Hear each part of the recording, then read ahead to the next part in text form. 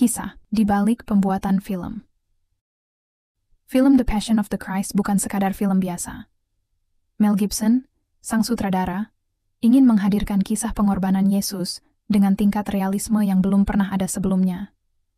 Demi autentisitas, film ini menggunakan bahasa Aram, Latin, dan Ibrani, serta syuting di lokasi yang benar-benar menyerupai Yerusalem abad pertama.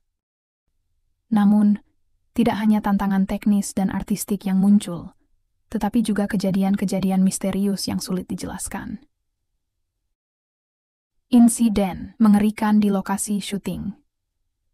Salah satu peristiwa paling mengejutkan menimpa Jim Caviezel, pemeran Yesus, selama proses syuting.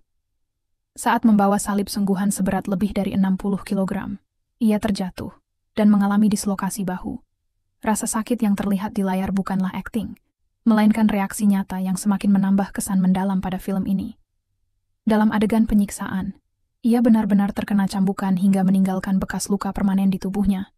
Yang paling mencengangkan, Caviezel bahkan tersambar petir di lokasi syuting. Sebuah kejadian yang oleh banyak orang dianggap sebagai tanda ilahi, atau pengingat atas pengorbanan yang ia perankan. Bukan hanya para aktor, tim teknis juga mengalami kejadian tak terduga. Beberapa anggota merasa adanya kehadiran misterius yang sulit dijelaskan, sementara yang lain menyaksikan peralatan film tiba-tiba rusak tanpa sebab yang jelas.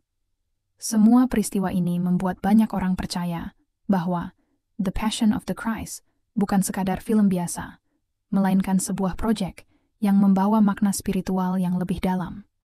Misteri dan pengalaman spiritual. Tidak hanya Caviezel yang mengalami kejadian luar biasa. Maya Morgenstern, pemeran Maria, mengaku merasakan kesedihan yang begitu mendalam saat memerankan adegan di mana ia memangku tubuh Yesus. Rasa sakit emosionalnya begitu nyata, hingga ia butuh waktu lama untuk pulih setelah adegan tersebut. Bahkan para kru dan pemain lainnya merasakan pengalaman spiritual yang mendalam. Beberapa aktor mengalami mimpi-mimpi tentang kehidupan Yesus yang tidak ada dalam naskah film. Seorang aktris yang memerankan istri Pilatus, Claudia Gerini, mengaku sering mendapatkan penglihatan tentang kehidupan Yesus yang mengubah cara pandangnya tentang iman. Perjuangan Mel Gibson dan dampak film. Mel Gibson menghadapi banyak tantangan dalam mewujudkan film ini. Studio besar menolak proyek ini, sehingga ia harus membiayai film ini sendiri dengan dana pribadi sebesar $30 juta. Namun, keyakinannya tidak tergoyahkan. Hasilnya, film ini sukses besar, meraup lebih dari $600 juta di seluruh dunia. Namun, tidak semua orang menyambut film ini dengan tangan terbuka. Ada kontroversi mengenai tingkat kekerasannya dan klaim bahwa film ini mengandung unsur antisemitisme. Meski begitu, banyak orang yang menganggap The Passion of the Christ sebagai film yang menginspirasi dan membawa perubahan spiritual dalam hidup mereka. Fenomena setelah film rilis. Film ini tidak hanya sukses secara komersial, tetapi juga mengubah cara orang melihat film bertema keagamaan. Banyak produksi film religius lainnya yang terinspirasi oleh keberanian The Passion of the Christ dalam menggambarkan pengorbanan Yesus secara mendalam dan autentik. Mel Gibson bahkan telah mengumumkan rencananya untuk membuat sequel berjudul The Resurrection of Christ, yang akan mengeksplorasi kebangkitan Yesus dengan pendekatan yang sama kuatnya. Perjalanan film The Passion of the Christ tidak berhenti setelah perilisannya. Dampaknya terus bergema, tidak hanya dalam dunia sinema, tetapi juga secara budaya dan spiritual. Sejak awal, proyek ini dibangun dengan dedikasi tinggi terhadap keakuratan sejarah dan budaya. Mel Gibson menekankan bahwa setiap detail harus merefleksikan kondisi abad pertama secara autentik. Untuk mewujudkan visinya, tim produksi bekerja sama dengan para ahli sejarah dan teologi, meneliti teks kuno, mosaik, serta manuskrip guna membangun latar yang sesuai dengan tradisi dan adat istiadat masa itu. Salah satu aspek unik dari film ini adalah penggunaan bahasa kuno seperti Aram, Latin, dan Ibrani. Tantangan ini tidak hanya berdampak pada aspek teknis, tetapi juga pada para aktor yang harus berlatih selama berminggu-minggu untuk menguasai dialog mereka. Dengan bimbingan pelatih bahasa, setiap pengucapan dan intonasi dikoreksi secara ketat demi mempertahankan keaslian. Meskipun proses ini memperumit produksi, Gibson bersikeras bahwa penggunaan bahasa asli akan memperkuat koneksi emosional dan historis dalam film. Rekonstruksi setnya pun sama ambisiusnya. Kota Matera di Italia diubah menjadi Yerusalem kuno, dengan detail yang luar biasa. Seniman dan tukang kayu lokal bekerja selama berbulan-bulan untuk membangun struktur yang tampak, seolah-olah telah berdiri berabad-abad. Desainer kostum pun menciptakan pakaian berdasarkan penggambaran arkeologis, menghasilkan lingkungan yang begitu autentik, hingga banyak aktor merasa seperti benar-benar kembali ke masa lalu saat syuting berlangsung. Proses penulisan naskah mengalami banyak revisi.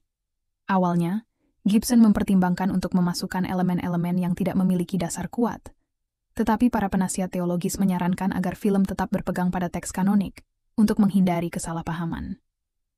Hal ini menimbulkan diskusi panjang tentang bagaimana menyeimbangkan kesetiaan terhadap Alkitab dengan kebutuhan naratif sebuah film. Beberapa keputusan kreatif juga menantang ekspektasi tradisional sinema religius. Salah satu contohnya adalah penggambaran setan sebagai sosok androgini yang diperankan oleh Rosalinda Celentano. Karakter ini dirancang untuk mencerminkan ambiguitas dan tipu daya, menghadirkan kehadiran yang mengganggu, namun menggoda. Celentano sendiri melakukan persiapan psikologis mendalam untuk menghidupkan karakter ini. Tingkat dedikasi terhadap detail dalam film ini telah meninggalkan jejak besar dalam sejarah perfilman, mendefinisikan ulang standar keaslian dalam film bertema keagamaan. The Passion of the Christ bukan sekadar sebuah karya sinematik, tetapi juga sebuah refleksi mendalam tentang iman dan pengorbanan. Warisan film ini tidak berhenti di layar. Setahun setelah perilisannya, mulai muncul berbagai inisiatif untuk merestorasi dan merilis ulang film dengan materi tambahan, termasuk wawancara dengan para pemain mengenai pengalaman transformatif mereka, serta adegan yang sebelumnya tidak masuk dalam versi akhir. Pengaruh film ini juga terasa dalam dunia sinema, mendorong sutradara di berbagai negara untuk lebih serius dalam menggarap film bertema religius, terinspirasi oleh realisme dan kedalaman emosional yang dicapai oleh Gibson. Selain itu, komunitas religius menjadikan film ini sebagai alat pendidikan, sering memutarnya dalam acara dan lokakarya untuk mendorong refleksi spiritual. Secara paralel, proyek amal yang didanai oleh Mel Gibson dan anggota produksi lainnya mulai bermunculan. Sebagian dari pendapatan film digunakan untuk membangun rumah sakit dan sekolah di wilayah-wilayah yang membutuhkan, terutama di negara-negara dengan tingkat kemiskinan tinggi. Inisiatif ini dipandang sebagai perpanjangan dari pesan belas kasih dan pengorbanan yang ingin disampaikan film. Dengan segala pencapaiannya, The Passion of the Christ tetap menjadi tonggak dalam sejarah film religius, meninggalkan warisan yang melampaui sinema, dan terus menginspirasi banyak orang di seluruh dunia. Refleksi.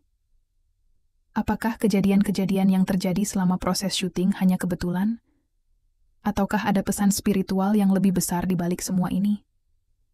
Tidak bisa dipungkiri bahwa film ini telah menyentuh hati banyak orang dan membawa mereka lebih dekat dengan kisah pengorbanan Yesus. Bagaimana menurut kalian? Apakah semua kejadian ini hanyalah kebetulan? Ataukah ada sesuatu yang lebih dalam yang sedang terjadi?